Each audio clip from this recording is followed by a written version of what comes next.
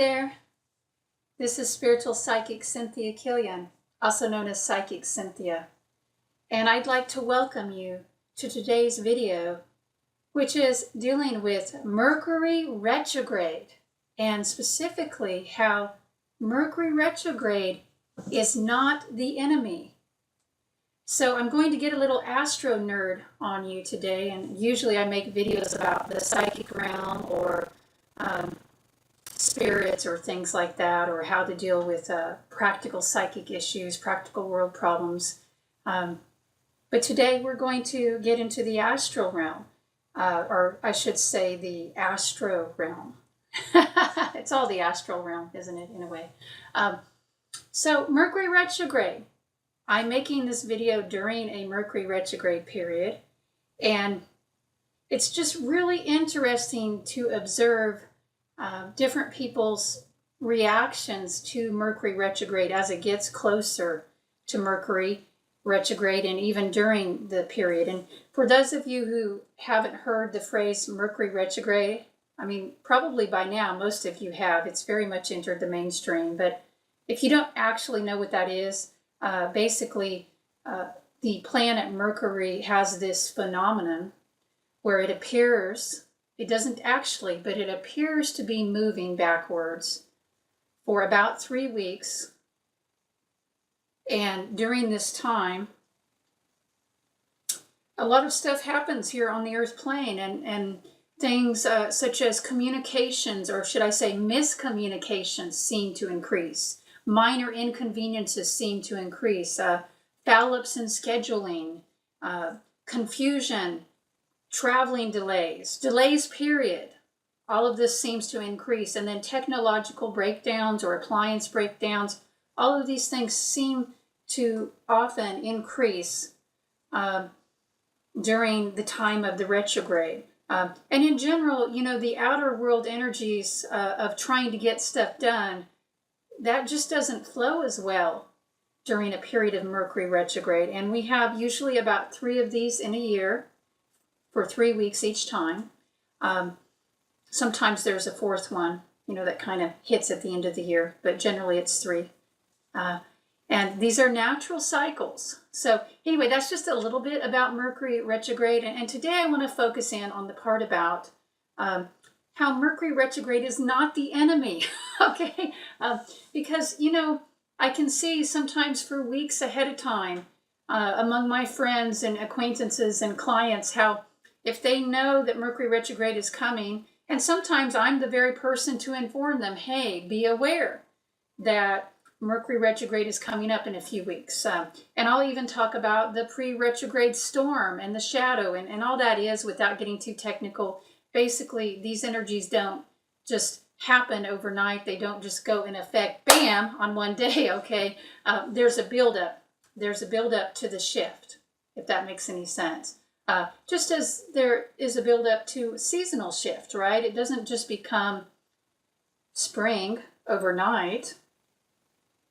You know, there tends to be a period of time where we waver back and forth between winter and spring, at least in the places that have 4 seasons. So that's what we mean when we talk about the pre-retrograde shadows and storms. We're talking about phenomenon, the time periods of wavering back and forth, so to speak, in advance of the retrograde. But we're definitely in the retrograde at the time that I'm making this video. And, you know, a lot of people have much fear and anxiety around the retrograde. Because, okay, in all fairness, because these are people that understand that during Mercury retrograde, there is an increase. Often, maybe not always, okay? Maybe occasionally you get through a Mercury retrograde period without any problems, but often there is at least a slight increase in minor inconveniences and problems. And for some people, occasionally, the retrograde can bring an increase in major inconvenience and problems.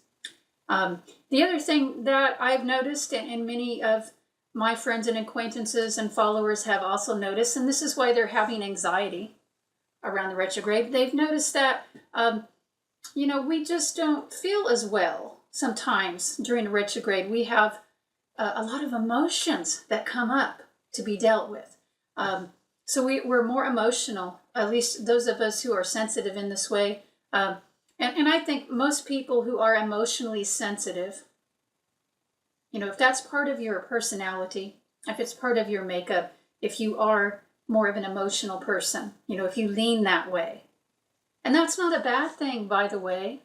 I think it is a beautiful thing to be in the heart realm and to explore the emotions. And some of us are wired more that way naturally. Now, if you're not wired that way, if you're wired in more of a logical way, that's not bad either. It's just different. But for those of us who are, as I would phrase it, more emotionally sensitive or more energetically sensitive, some of us are just sensitive to these shifts. We experience the Mercury retrograde on a very deep level inside. And sometimes we experience it very obviously in an outer world way. So it's easy to think that if you're like this, if you're sensitive to energy shifts, by the way, if you are that way, you will not only be sensitive to Mercury retrograde. And we'll talk about that in just a minute, but probably you'll also be sensitive to the shifts in the full moons and new moons and eclipses as well, which, by the way, eclipses can only take place at a full moon or a new moon. So at least if you're here on planet Earth, now if you're off in some other dimension, I don't know about that, but I digress. So, this is a sensitivity, though, that if you do notice a pattern in yourself with the Mercury retrogrades, I would encourage you and invite you to also chart your own reactions and responses to the full moons and new moons and eclipses as well, and see if there's also a sensitivity there, because in my observation, usually there is. So we have Mercury retrograde, and there is this idea that it's going to bring up more emotions, and it also brings up stuff in the outer world, and it's viewed as unpleasant. And I get that. And I'm not here today to say it's not. I mean, there are definitely some aspects of Mercury retrograde that are very challenging and unpleasant. But that doesn't mean it's the enemy. And, I also see people that, kind of have a different response to the Mercury retrograde, even people that are maybe somewhat metaphysical, but they'll say things to me like, oh, Mercury retrograde never affects me. And, then they'll go on to say what a great time they're having right now. And let me just say this, if you have to list in detail what a great life you're having right now and tell everybody about it, everybody knows it's bull crap, okay? Because people who are having really good lives don't have to go around telling everybody about it. Hello? But anyway, if you need to try to convince yourself, I get that. And maybe that's your coping mechanism. I don't know. I mean, whatever it takes, I guess, to help you feel more at ease. But you might want to be a little bit more honest with yourself. I'm just saying, because you're not fooling anybody else. So some of us humans do feel the need to say, oh, Mercury retrograde doesn't affect me at all, and I live in my own universe, and maybe this universe doesn't include Mercury retrograde. Well, maybe your universe has a flat Earth too. Maybe your universe is in a different solar system. I don't know what solar system you're living in, but in the one I'm living in, it does contain the planet Mercury. Okay, and in that universe, it's not a flat Earth, for example. And there are certain laws, not just spiritual laws, but, gravity.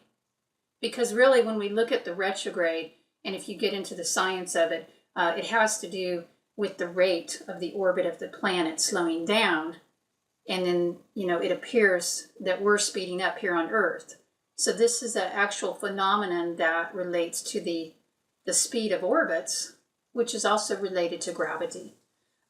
So these are really real forces, okay? They do exist. And if you're saying to yourself, Mercury retrograde doesn't exist in, my world, then unless you're not living in our solar system, you are deluding yourself. And I don't think that's going to help you to cope with the transit anymore. Now, if it does, maybe I'm wrong. And if it does, by all means, keep doing that. I guess, I mean, I don't really think self-delusion is a very healthy tool for coping. Even if it does help in the short term, in the long term, it doesn't help you to awaken and to be truly empowered. So I would prefer to see you find a way of dealing with things that was more empowering and more enlightened and aware. But, you know, again, whatever works, I guess that's what works for you. So that's one way of looking at it, where we just pretend, you know, we put our head in the sand and we pretend it doesn't exist. And by the way, if you do that, gravity is still real, okay? Orbits are still real. Mercury is still in retrograde. And let's just say, you know, for the sake of argument, that if you believe Mercury retrograde doesn't affect you, then it won't. And that's possible, by the way. I mean, in a way, it's possible because belief is very powerful. So I'm willing to give, you know, maybe a little bit to that idea, that theory. I'm willing to say, well, maybe if you believe that, you know, Mercury retrograde doesn't affect you, it won't, to some extent. The thing is, though, that there's all these other people around you, not just people, you know, there are objects. Mercury retrograde doesn't affect only humans. Do you know that? It actually tends to affect gear a lot, and cars and appliances and things like that, batteries. And that battery or that gear, it doesn't have any particular belief about the laws of the universe, so it's subject to it. So, I mean, I think in a way, I mean, it's nice to say to yourself, you know, I'm not going to let Mercury retrograde throw me off my game. I'm going to be calm and I'm going to be centered. That is useful, okay, to make a promise to yourself to stay calm and centered and to write it out. I think that's really great. But at the other end of the spectrum, I mean, don't be an idiot, okay? Don't be blind and try to pretend nothing is happening. So these are some things I just want to say right off the top, and these ideas have more to do with the part of Mercury that is challenging, okay, and how you might deal with it, or how you might maybe don't want to deal with it. So you don't want to deal with it by putting your hand in the sand, head in the sand, and pretending it doesn't exist, or, you know, saying Mercury retrograde doesn't exist in your world and you live in a flat earth, okay? And by the way, if you believe in the flat earth, good for you. Don't even bother trying to engage me in that, okay? I'm not of that school of thought, and, you know, everybody has their own thought forms, I guess. But my point here is that, you know, I don't think it benefits one to try to ignore the reality of the natural laws. So that's, you know, maybe not the most useful response. You know, awareness is helpful. Awareness is helpful. And on the other hand, it's not beneficial to freak out too much when Mercury's in retrograde, to think that your life is over. That doesn't have to be true. Not every bad thing has to happen. It's just you need to be prepared to be adaptive. You need to be prepared to be flexible and spontaneous. Because Mercury retrograde certainly does bring up some challenges. But it's not the enemy, okay? The important thing to remember about Mercury retrograde is that whatever comes up, I mean, like today, on the day I'm making this video, we had a car battery unexpectedly die at an inconvenient time, which is, it seems to always happen then, right? But we were able to get it fixed after multiple times over there where the car was not working out. So that's a little Mercury retrograde, the delays, right? We had to go back. It took more time to fix it than normally it would, I think, or what it has in the past when it's broken down when Mercury wasn't in retrograde. But my point with this is that Mercury retrograde did not cause that battery to break. Now, what I feel happened with it is we had a battery that was older and it was going to go sometime soon. And yes, the extra stress of Mercury in retrograde may have been the final blow that caused it to go right now. And yes, you know, it didn't just not start in the driveway, unfortunately. It, you know, happened at the grocery store. So then we had to come home and get the tools and, you know, make multiple trips, actually. So yes, Mercury may have added delays, slowed down the repair process, but it just triggered the repair process it didn't actually break the battery, in my opinion. It may have been the last straw, okay, but it's not Mercury retrograde's fault that the battery went out, or if your car breaks down, or if your hot water heater goes out. I use that example because every time my hot water heater has ever gone out and had to be replaced was during a Mercury retrograde period. Now that doesn't mean that every Mercury retrograde period my hot water heater goes out. No. It just means, in years past. So Mercury is not to blame when stuff happens in your life during the retrograde. I mean, it's not that when you have emotions, okay, when those come up, it's true that Mercury retrograde is responsible maybe for helping them to come up. So Mercury retrograde brings things to our attention. That is one of its divine purposes. But it doesn't create the issue, really, the underlying issue. Does that make sense? Do you understand what I'm saying here? And with this, I'm also implying that there is a divine purpose to Mercury retrograde. I don't believe that any of these cosmic movements are arbitrary. They are not accidental. They are not just meaningless. They're something that has either been created or evolved, depending on how you want to look at it. But they have evolved to show us, to reveal to us. They have evolved for a purpose. Each one of these larger cosmic patterns, and especially Mercury retrograde, it has a divine purpose, probably several. And it has a reason for being. So it's not like, I want you to know, again, Mercury retrograde is not the enemy.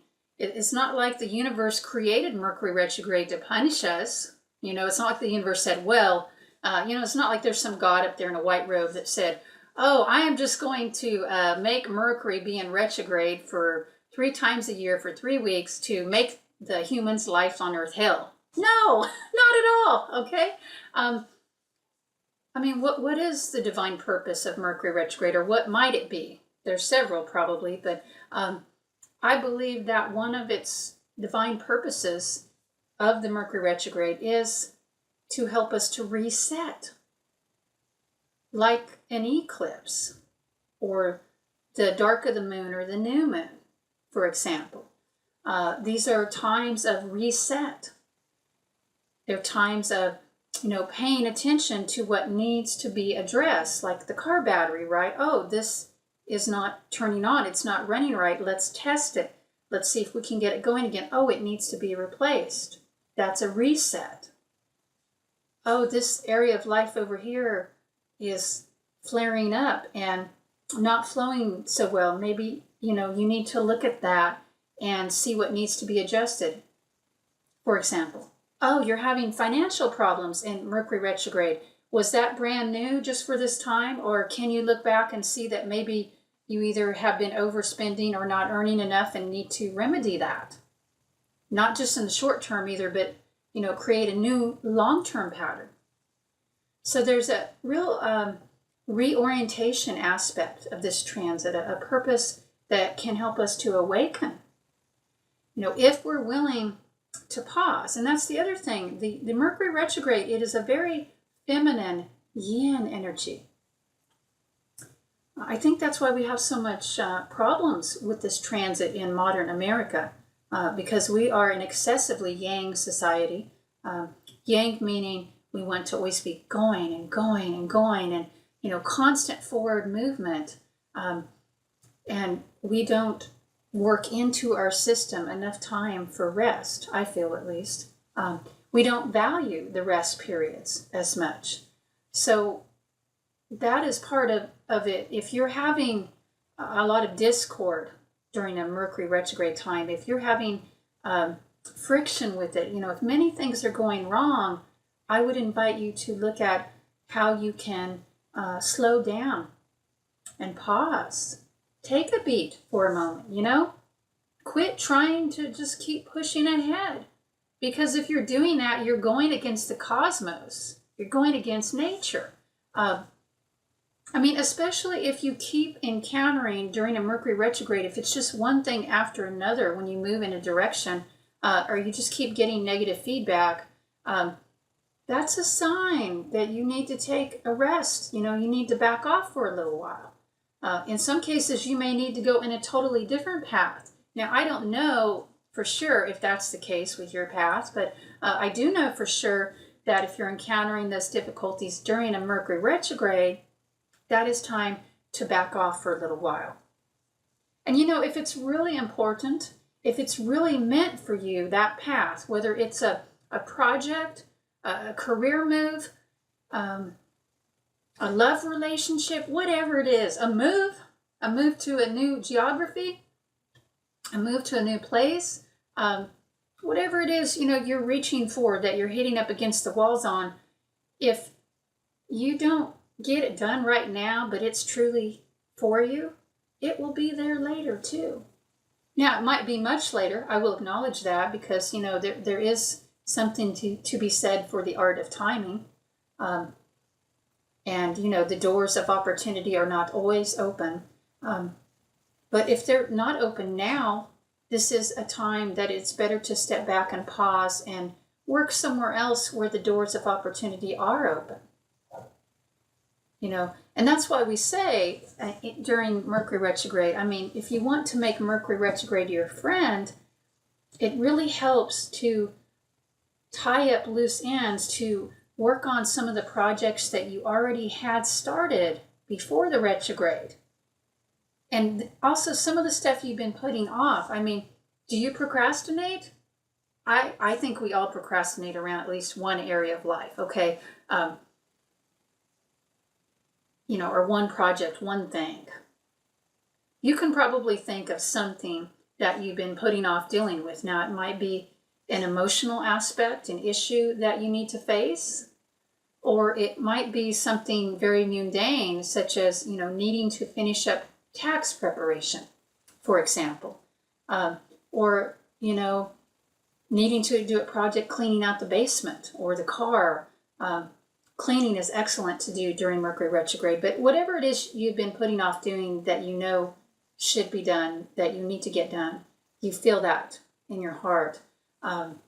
This is the time to address it during the Mercury retrograde. So that's also part of the divine purpose of Mercury retrograde, the clearing out. It's just such an excellent time for that.